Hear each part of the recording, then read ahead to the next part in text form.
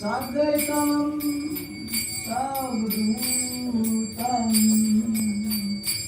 Harijnam Santam Krishna Chaitanya Devam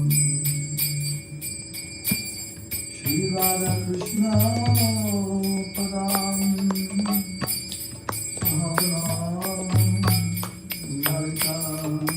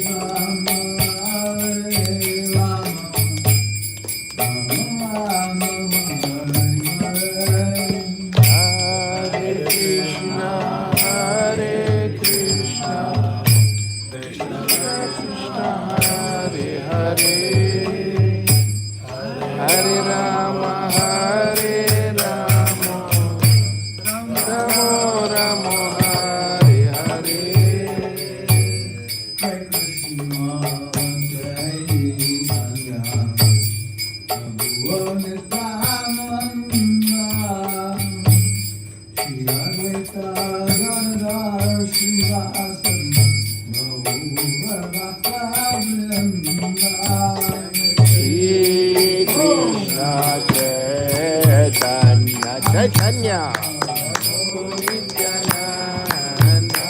Nityananda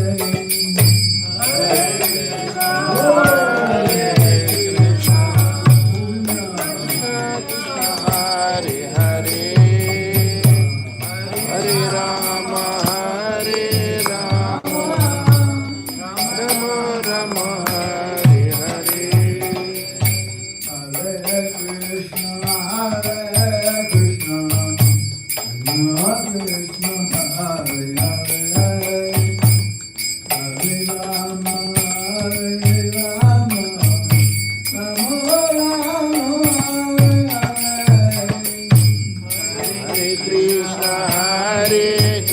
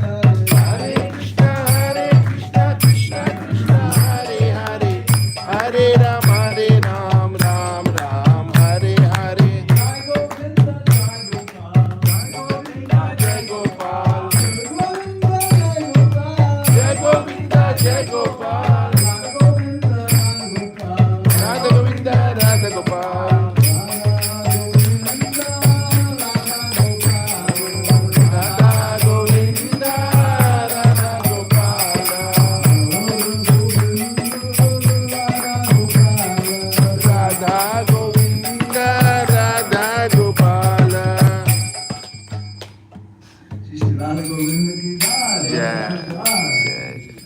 Om Ajnana Timirandasya. Timirandasya. Om Ajnana Timirandasya. Om Ajnana Timirandasya. Gyananjana Shalakaya. Janandana Shalakaya. Chaksharum Militam Jayana. Militam Yena. Tasmai Shri Gurave Namaha. Tasmai Shri Gurave Namaha. Shri Bhakti Vedanta Swami Prabhupada ki Jai. Ananta Koti Vaishnava Vranda ki Jai. So, it is a great honor to be here, sir. Yeah, my name is Hanumat Prashok. Yeah, you know what that means? Hanumat. Sent by Hanuman. Yeah, Prashok. Indian inland letters. You say Prashok Hanam, name of sender. So there's also another would be another name for Krishna would be Udavat. Udavat Krishna. Right? Udavat Krishna. He's sending Udavat. And maybe when Udavat was going on his mission, he was thinking of Hanuman. Hanuman had a similar mission. How can I do this good job? Deliver Bhagavad Gita as it is.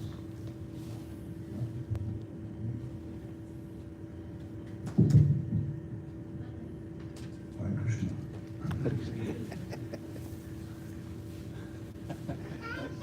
That's very close. It's okay. Come again now. What's the big deal?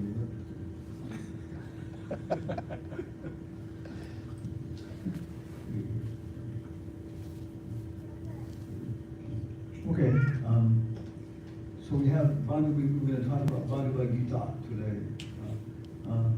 There was one disciple. I was initiated in 1974 in San Francisco, and I took sannyas in 1984 in Hyderabad from Swarup Damodar Swami. Then I started initiating in 1994, 74, 84, 94. In 2004, we started a nonprofit educational corporation in Tennessee called the North American Institute for Oriental and Classical Studies. With a name like that, you can do whatever you want to do. and with that, we've been doing different programs throughout the world, especially kind of 5 areas: science and the Vedas. Science and the Vedas. I was working with the Bhakti Vedanta Institute. World classical literature. World classical literature. And again, you can talk about anything. All over the world, people are guided by books. Certain books give them their icons. Who are we? What do we do? Okay. World classical literature. Interfaith dialogue. Some very, very good discussion about religious groups on many areas where we can work together very well. And then the Bhakti Vedanta Library. Bhakti Vedanta Library. Tell a story. One time we were doing a home program. I think it was in the Bay Area. And like many people at ISKCON, this person had all the big ET books. For some of them, the plastic hadn't come off of the book, but they had them all. It was very common. And so many people there, and again, there was one boy was new, young fellow, coming, friends. And so I started pouring the books out, because sometimes, what is this? This seems too much. But the fundamental principle is that the Vedas contain everything knowable to man. Right? Vastu Veda, Ayurveda, Gandharva Veda, Gandha Veda. Yeah. Everything is there. The different Vedangas and the Vedas themselves present what is this world where we, Okay. And that's it, Shruti, which is directly heard. But Smriti is the realization of the sages, then digested. But some people don't accept, Smriti. Okay, so do we have anything from Prabhupada which is Shruti? In the Bhakti Vedanta Library, or any of our books, Shruti. Ishopanishad. Which is an Upanishad related to which Veda? Ashwaveda. Might have done more young. Very, very nice. It'll fade. Thank you. Thank you. Yeah. So, it's very nice, it's very powerful amongst the 108 principal Upanishads. Each Upanishad is very respected. And text number 15 says, Hiranmayena Patvena Satyasya Kahitam Mukam Tatvam Pushana Parvim Satyarmayena Hiranmayena Patvena Satyasya. Yeah, very clear. Remove your thoughts and show your face. Right. So, in general, probably is a very nice commentary on the Upanishad. Okay, and then next we have the Gita Upanishad. Okay, this is Bhagavad Gita as it is.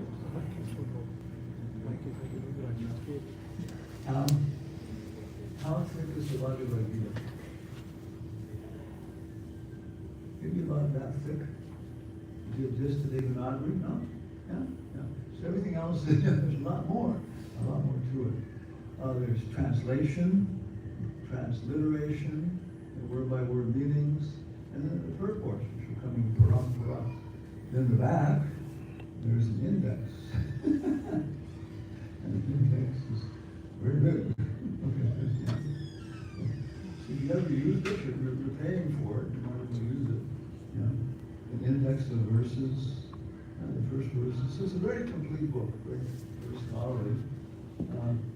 In Vedic culture, what is it? Prasthana, Trione, Prasthana. Yeah. So three sources are considered to be very, very important. So all the acharyas, when they're trying to establish their point, they establish on the basis of those three things, which are Brahma Sutras. Yeah, Vedanta Sutra, Brahma Sutra, yeah.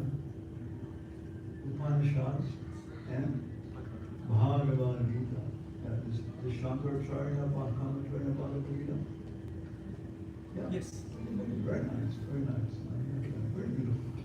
There's the one, I think it's he says, he says that Arjuna was facing very difficult situation.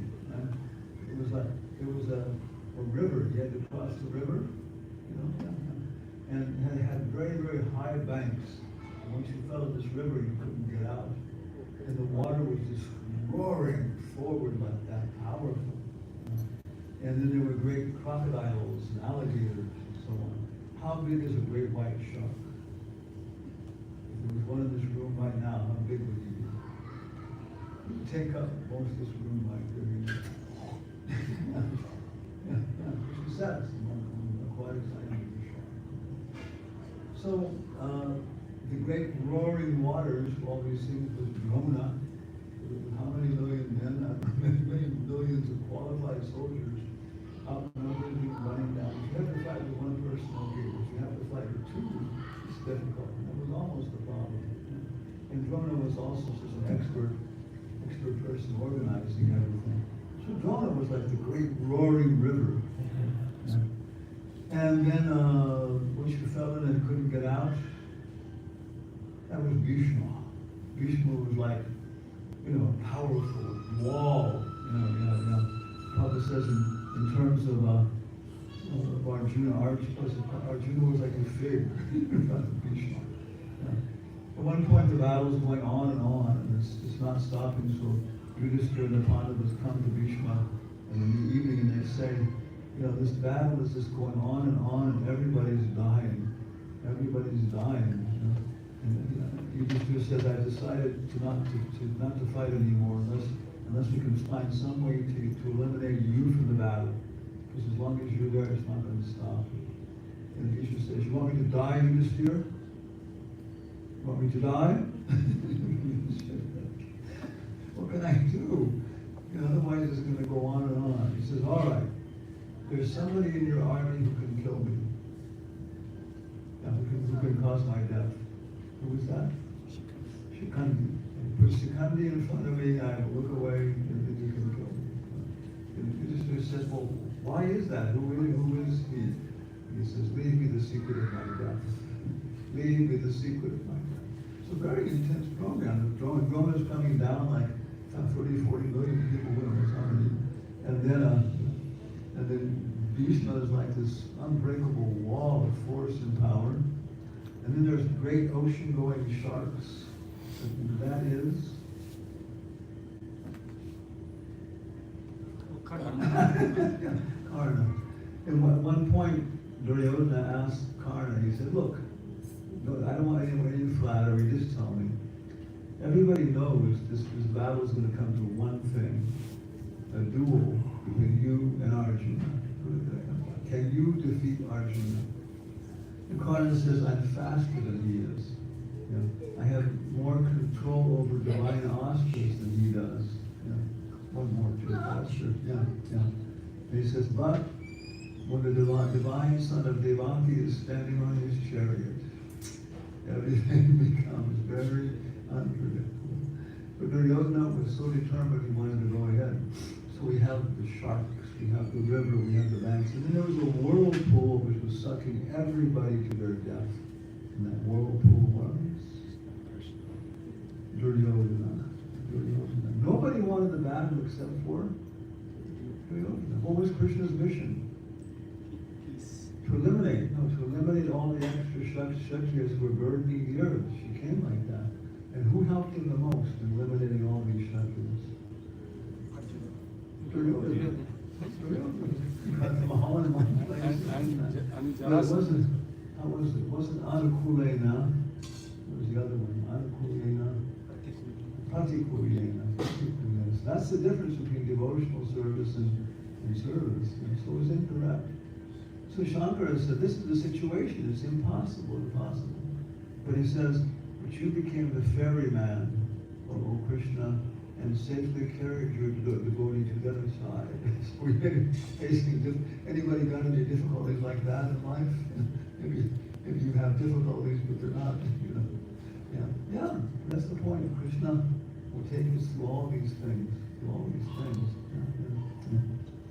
So, when the Bhagavad Gita starts, Arjuna is very enthusiastic, right? He's been waiting for 14 years, and Bhima's over there looking at his watch, hitting the ground, and slapping his thigh. And so much, Yudhishthira has been restraining them, right? He's been restraining them for so long, and he knows this is not going to be a good thing. But finally, there's no choice. Yudhishthira has to admit there's no choice. And so Arjuna is very happy, very enthusiastic. Draupadi has been causing the whole thing. When they came out of the game of dice, Draupadi opened her hair up when they were walking away. And so in Vedic culture, only a widow, right? She leaves her hair open like that. So Yudhishthira asks her, why are you opening your hair? She said, because I'm a widow. What do you mean? If I had a real man for a husband, he would have protected me. This is bad enough for an ordinary person, but if you're a Kshatriya, Draupadi. So Duryodhana was not afraid of the Pandavas. They're guys, they'll forgive. But Draupadi's not going to forgive until I'm dead. She's a woman. Yes. So for the whole thing, she was pushing. And so Arjuna's thinking, okay, today is it. I'm going to conquer all these guys, and I'll come back and drop all their helmets at Draupadi's feet, and she'll tie her hair up and say, thank you, Arjuna. I saved my woman, saved my big brother. So he's very happy in the beginning. He's in Maya. Wants to. It's a very just Maya, right? It's very just. They tried everything they could to avoid this. Who can criticize him? Nobody can really criticize him. And now he's going to get his revenge. So he tells the Senayor Ubayor Madhye, right? Yeah? Oh Krishna? What does he say? Senayor Ubayor Madhye. Take my chariot in the middle there. Yeah, take my chariot where I can see these rascals do Shastina and get enthusiastic for the process like that. So Krishna puts him right in front of Dushashana and Duryodhana and Karna. You're supposed to say no. In front of whom does he place Arjuna? Bhishma, Drona. Yeah, did they ever do anything bad to him?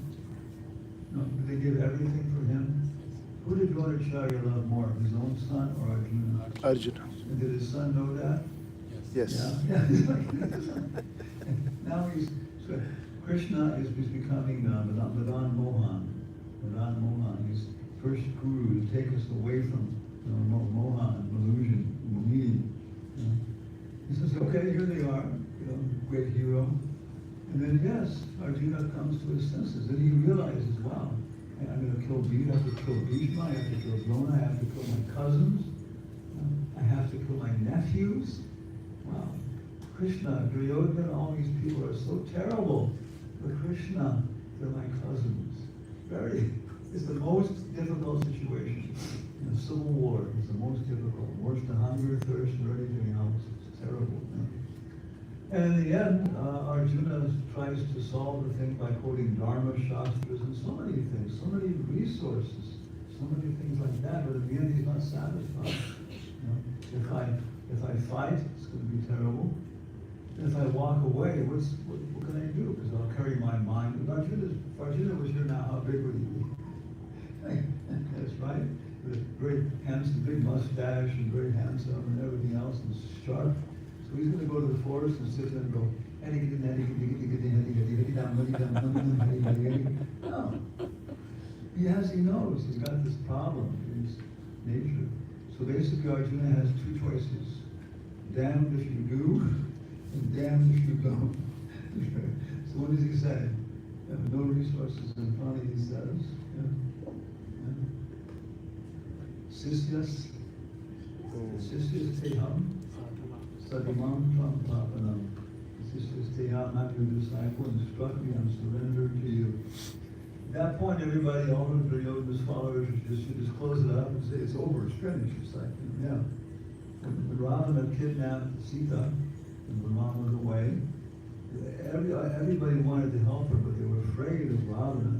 So she started crying out, Ram, Lakshman, Ram, Lakshman. And it was so piteous that the whole universe went off of its axis. It was so heartbreaking. And everybody was disturbed, all the animals, the demigods. And Lord Brahma was there to see Ravana kidnap Sita. And he said, yes, this is horrible, but our purpose is served. Ravana is a dead man. Yep, finished. You can all go home or something. It's done, he's finished. He's kidnapped Sita, it's done. So as soon as he says that, Sisyas teham sadimam papanam, it's all over. It's just a matter of, something's got to happen here.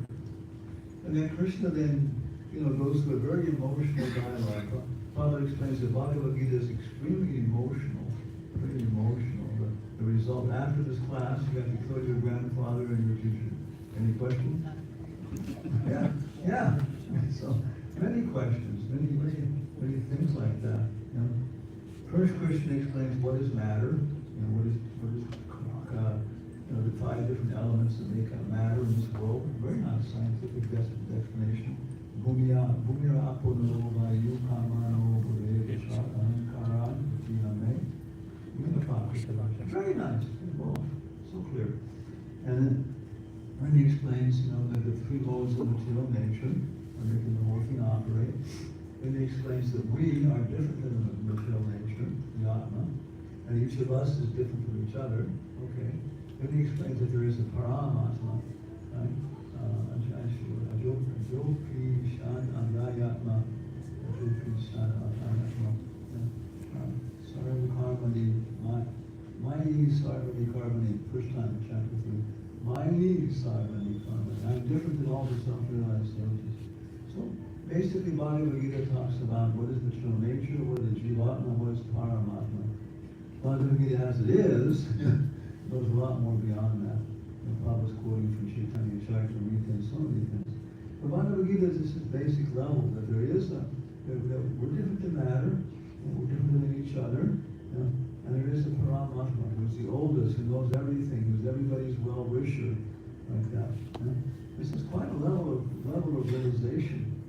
I always remember one very, very famous philosopher from Harvard, Alfred North Whitehead, nice guy. He was Bertrand Russell's guru, who was a Nobel laureate. And he said one time, there is no inevitability as long as there is a willingness to contemplate the present. Doesn't matter what situation you're in, if you just calm down, you'll always find a way forward. But the elevated for consciousness. See, then that means he's a Paramatma body. There is a reality, Brahman, and it has features and things like that. So Paramatma body. Walt Whitman, and all his American resources. He's one of the most famous American authors and everything else. He said, life is a road, a spiral. So I meet the same men, the same women, again and again, same situations, but each time higher, higher. Life is a spiral, if you follow me properly.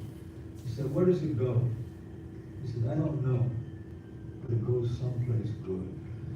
So what is he? Is he a Paramatma body? No, he's like a Brahma body. There is no reality, it's good. So finally, coming to this point of the Paramatma, I'm relating to the Paramatma. Okay, and then Krishna and Arjuna says, well, how can I know you? I'm a Shakti, I have all these things to do, all these responsibilities. And Krishna says, I'm the taste and water. Two things especially, the taste of water and something you don't see very often in Seattle, the light of the sun. The sun is an incarnation of Aniruddha. Aniruddha is the predominating deity of the mind. Therefore, without sufficient sunlight, it is impossible to keep good mental health. Yeah. High suicide rates, all these things. And so Seattle, you have to create internal sunlight. You have to do this. Possibility. Whenever the sun comes out, we can get out. Yeah, very real, this world. Krishna's here. Krishna says, I have the ability in man. Among bodies of water, I am the ocean. Among purifiers, I am. I am the fragrance of. So why does everybody want to go to the beach? You see people on their surfboards. Everything is there. The waves, the wind, the surfers, these things. It's just, you just go there. You feel good. You feel energy and so on. But then when he finishes that off, that's chapter 10. Yeah, Vibhuti Matsaki. He goes, Ekam Senas Tito Jagat.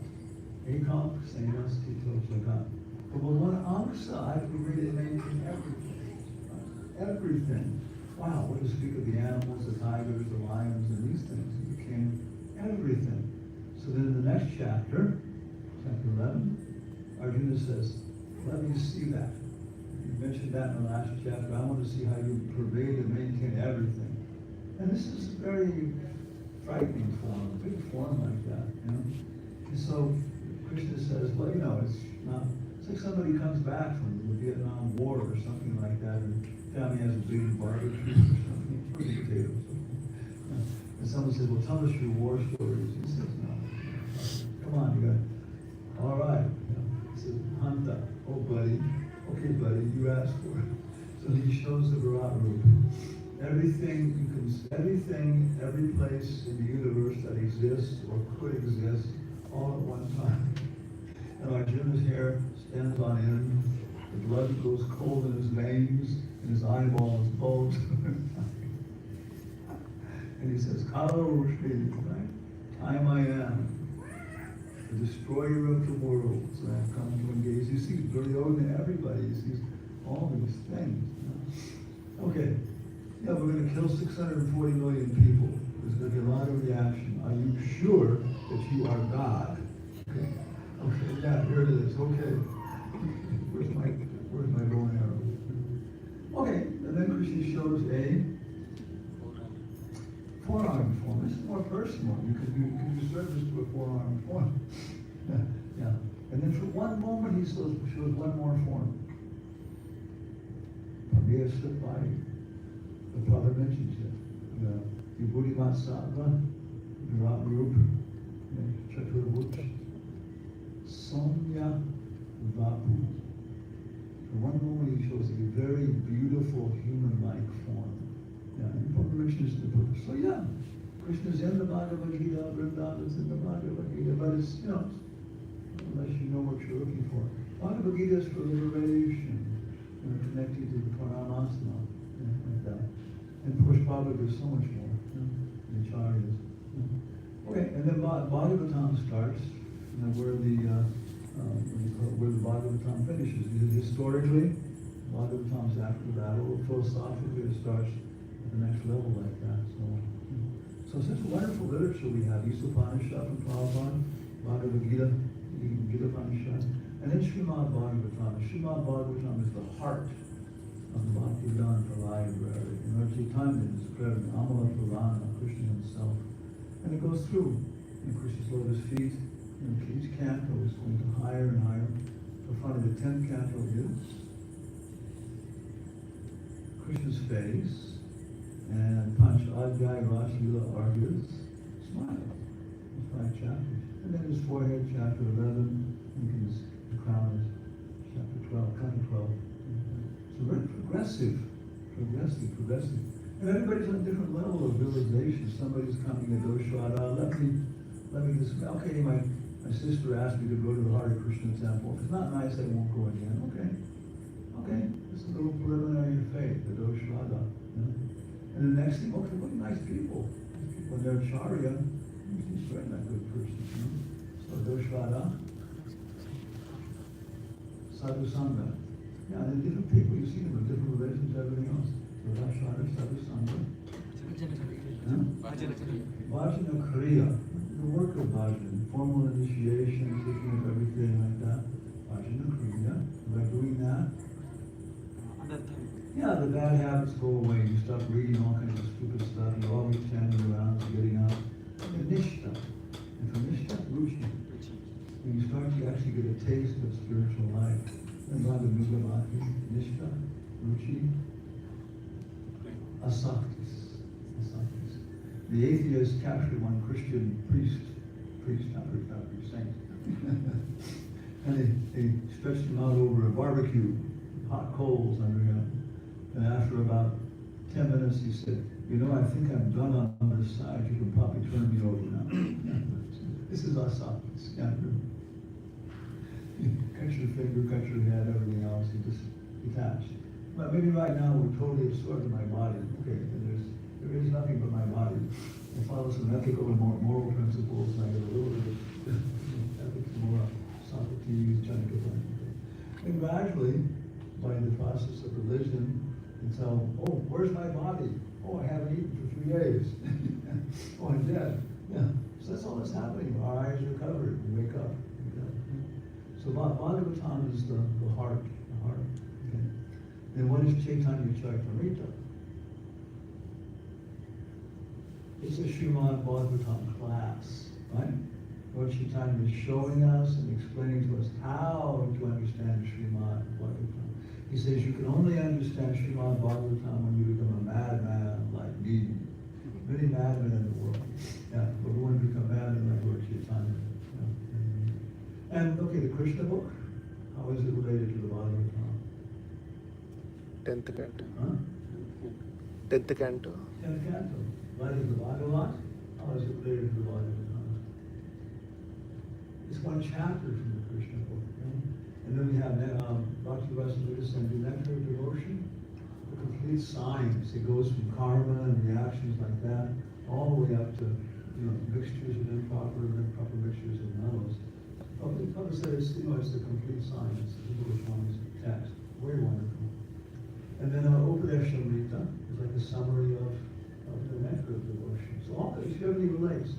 Then there's 35 volumes of group conversations or something, 10 volumes of letter books, 8 volumes of Bhagavad Gita lectures, 9 volumes of Srimad, all this books and everything else. And so this home program in what's that place? San Francisco. I was just taking, we had them all, I was putting them there and stacking them up, And this new guy was there, and then I said, and some people say Prabhupada didn't give you everything. And he said, thank God. I was trying to understand everything. And then I heard Prabhupada say, even in 100 years, you cannot read all these books thoroughly. He said, no disciple can take everything the spiritual master has to offer. Yeah, but we should find part of it. We should find our connection and know a little bit about everything and a lot about something. And the books also really are to convince us to engage in kirtan, chanting. There's books where there's studies on how to preach different kinds of personalities and so on. You know? And then we start to wake up, you just sit up, Krishna Prema, Satya Maya, Shravamani, Shri start to realize our position, our nature. Who are we? Get back to work. What am I doing in the material world? So kind of the Bhaktivedanta library and Bhagavad Gita as it is the basis, the ABCs. The Prabhupada goes into so many more details in the chapters and reports. So, Koi Prashna, and Hindi, Shikra, cigarette, not appreciated.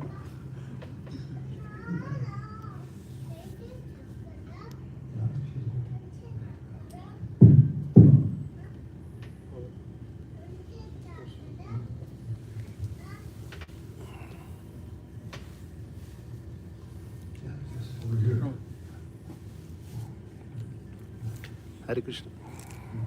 Turn on the mic. Press up. Turn on. Switch off. Good.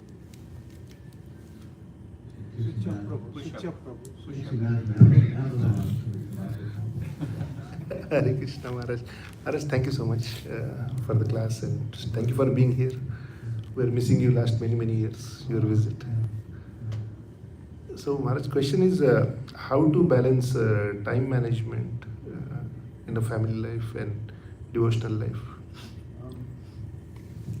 I guess there's a lot of things. Maybe you know the story when one company hires somebody to teach time management, these people. So the also executives are sitting there and he comes with a big glass jar. You know this one? A big glass jar. He has some rocks and he puts the rocks in there and fills it up. And he says, is the jar full? And they go, yes. Okay. Then he brings some sand. He starts shaking it. Says, is the jar full? They go, well, yeah. Then he brings water, pours it in. Says, is the jar full now? And he says, look the way you're going. It looks like it actually can. He says, yeah, just kind of a materialistic thing. Okay. Start off with the big responsibilities first, the big pieces, and get those fixed. Then start filling in time in more detail and so on. So basically the big thing is from 2 o'clock in the morning until 10 o'clock in the morning is the mode of goodness. Right? The sale of alcohol in the United States is not regulated, the time of sale is not regulated by the United States government. It's regulated by state. And sometimes the state passes it down to individual cities and counties like that, or state authority. So I was looking at it in different places. When you have to stop selling alcohol. In some places it's midnight, but it's almost never after 2 o'clock in the morning. Look at the convenience stores like 7-Eleven or something. If you go in there with 24 hours, if you go in there after 2 o'clock and before, I think these are 7 o'clock, the alcohol section will be covered. They will sell alcohol. Yeah. So even they agree. This is not the time to be drinking at a certain point. They have their mantras in the bars. At 2 o'clock, they'll say, last call for alcohol. There's another one. You don't have to go home, but you can't stay here. So yeah, even they accept. Okay. So from 2 o'clock until 10 o'clock in the morning is mode of goodness. For buddhi, intelligence, perspective, attitude, chanting those things like that. Antarastrika, Shri Krishna, Bhavanamrita Sangha. Right? Antarastrika, just this guy. Antarastrika, Shri Krishna, Bhavanamrita. So that's what we're after, right? It's the Bhava, the Amrita. And that's not in the head, it's in the heart, the perspective, the attitude, I have towards things. And probably as a process, get up, chant your rounds. Mangal Arti during Brahma Muhurta. If it's not during Brahma Muhurta, it's not really Mangal Arti, it's morning service. Big difference when you chant during Brahma Muhurta. 96 to 48 minutes before dawn. You chant the Rastika. And then learn word by word meaning and stuff. And you start chanting. And in Kirtan, I think Papa says. And it's Srimad Bhagavatam. And that's morning programming. But if you have that basis, then when you go off to work, Papa says, money will be at the end of your finger, management at the end of your finger, no question and shortage of money. People will respect your preaching, your everything, your health, everything. have a solid basis. You know why you're working. And so when you're in your job, everybody else will feel this. This guy knows why he's here. He's motivated. And, yeah. And maybe the company has to make some changes about what it's doing. Right? So yeah, but you have a basis, buoy, intelligence. Okay. And then from 10 o'clock until 6 o'clock is the mode of passion. Okay, make money. Yeah, make money. You know what it is. You know, conquer the evil ones or whatever. You maintain your household. But now you've got a good basis, and so when you're doing it, it's natural, it's automatic. Because again, after the Bhagavad Gita, the battle was over for Arjuna and everything else. It was just, sometimes he forgot, and Krishna had to refresh the perspective like that. But then everything else was just easy, natural, doing his job like that. So yeah, from 10 o'clock, you see, but usually the banks, the stores, everything else, they open up. About 10 o'clock. With a passion, they may, very passionate culture, they may open up earlier and realize it's not correct. Then at 6 o'clock, what happens? Ignorance. It is the happy hour, right? For who? For who? Not for the businessman. He's thinking, oh, if I only had 30 more minutes, I could have made extra $20,000. Oh, I can't work anymore. But the fool says, oh, I don't have to work anymore. Now I can go off and drink my substances, my things that make me more stupid and more lusty and everything else. Somebody pointed out, usually all the local broadcasts on television gets more and more weird until like at midnight you have things like creature features and stuff. Yeah, so there's the basic thing. Your spiritual life in the morning, and then your economic life in the daytime, and you're enjoying life in the evening. Just, go to the mall with your family and look for things for your deities, whatever. So, Bhaktivinoda Thakur says, in the beginning, we may not be able to see like everything as being spiritual. That's the whole point. Arjuna saw. Prabhupada said Arjuna had a very, very difficult bhajan to perform on the battle of Kurukshetra. Very difficult bhajan to perform, but he did it very well. Even people who were being killed appreciated. That's yeah, he did it so nicely. Yeah. So, but in the beginning, we can't appreciate that. We can't see that. So they said, therefore, you have to make these divisions and stuff. But later on, you begin to see that it's all for Krishna, and then we become guided by internal potency. Yeah. So, is that cool? Get up. I'll make it even shorter. Yes, Maharaj. Thank you so much. Get up early and get your rounds done. Thank you, Maharaj. Okay. How about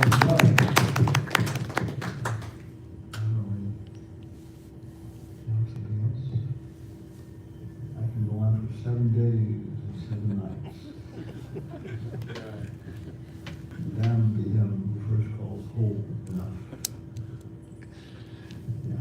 Maharaj, can I ask one more question? So how to avoid? What is the duty of a man in his life, and especially at the moment of death?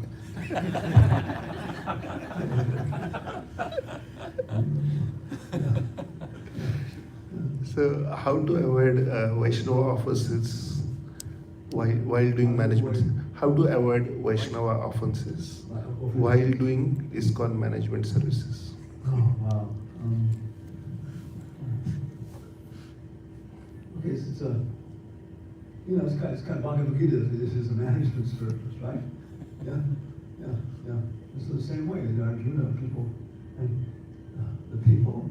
Prabhupada says all the soldiers in the battlefield of Kurukshetra got Swarupupi because they were just appreciating Arjuna and Krishna, and that's how to do the job. You were fighting, and they were inspired. Even if you fight with other people, okay, this is the way we're on different sides.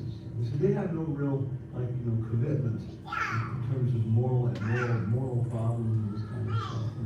They were there because it was their duty and stuff. But because they saw Krishna and Arjuna and how they were acting, and thought, yeah, this is right way to do it and stuff. So, Vaishnava relationships before management relationships. Kanistadakari were respectful. Haribol Prabhu. Yeah, I heard there's some really heavy immoral things happening in the temple. what is it, you know? Which another person is, you know, smoking or something. They're devotee, but they're young, but then you start a car and just a couple. Whatever they're going on, always some problems and people taking care of them. Madhyamadakari, bow our heads to each other. But we understand people have attachments, and so we, you know, by intelligence, we know how to avoid different areas. Baba said, this kind of like a bag full of rocks with sharp edges, sharp points. But he said, if you stay in the bag with all the things that happen, you see that all the rocks become very smooth. You see that? Somebody spoke to me, don't leave, don't go away. So how to avoid offenses by not leaving and not going away, and you'll start to learn how to avoid offenses and stuff. And we're going to be offensive. It's just kind of automatic. We can try our best, at the same time, too, it's a situation, it's our nature, and everything else. So basically, full morning program, full evening program together. Yeah, we all afterwards chant Hare Krishna. We realize, hey, this is just, some things, hey, this could happen. We got passionate about this and that. Why do we have a job of management unless we have some passion involved? So nobody realizes that. So having morning and evening kirtan together, other kirtans together, very important. Other than that, it's just people. Different people have different problems and so on. Okay, this person has this thing, and Madhyamadakari, the disease is still there. Some people are attached to power, some people are attached to the opposite sex, some people are attached to money, some people are attached to having their ideas respected. And so it's all in the heart, but chanting around and everything else, so it's under control. But we know it. We just don't, these people are in this kind of difficult situation. This person should not be in a management position. They just go crazy and they know it. Okay, this no. So then, by intelligence, we can become pure devotees and not bother people. Madhyamadakari just becomes automatic. Okay, not offensive. So, use your intelligence, right? To try to not to offend people, and then, offer obeisances or go on engaging in Sankirtan with them.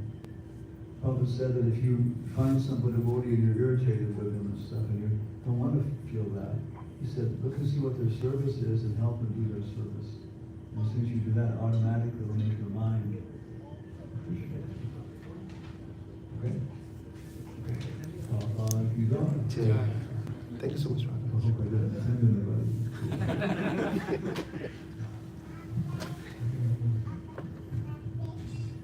Any other questions?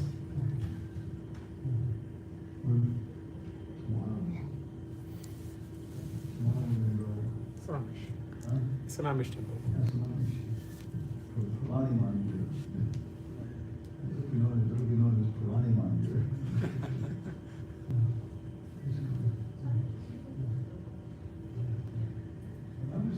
When I was very small, maybe 3 years old, my parents were looking for civil service. My father was especially Army Audit Agency and stuff.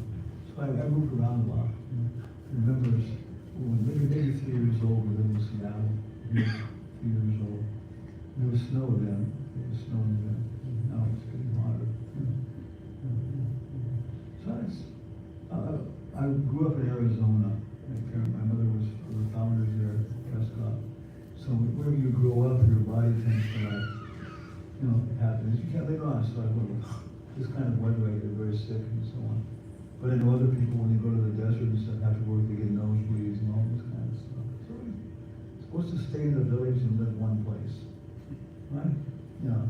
All this artificial thing of, we're developing a totally artificial society. You don't need solar cells because you have grass. Grass turns sunlight into energy, and you feed it to the animals and the bulls and stuff, and they work. And then population control and automatic is necessary. The world is designed by Krishna to work in a proper fashion.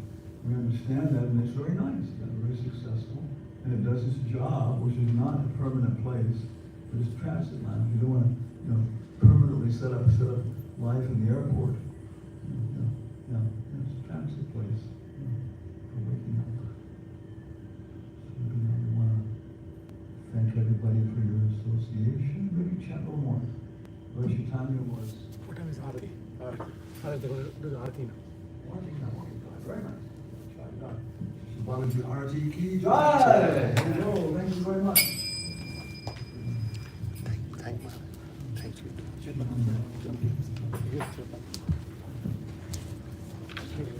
Prabhu, they do Aarti, they have their own thing. Thank you, Maharaj.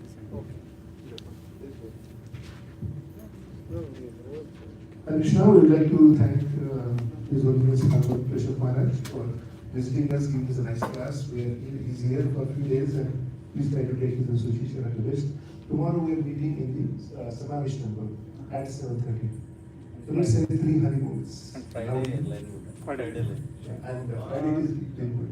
Srila Prabhupada ki jai. Hari Bol. Hari Bol.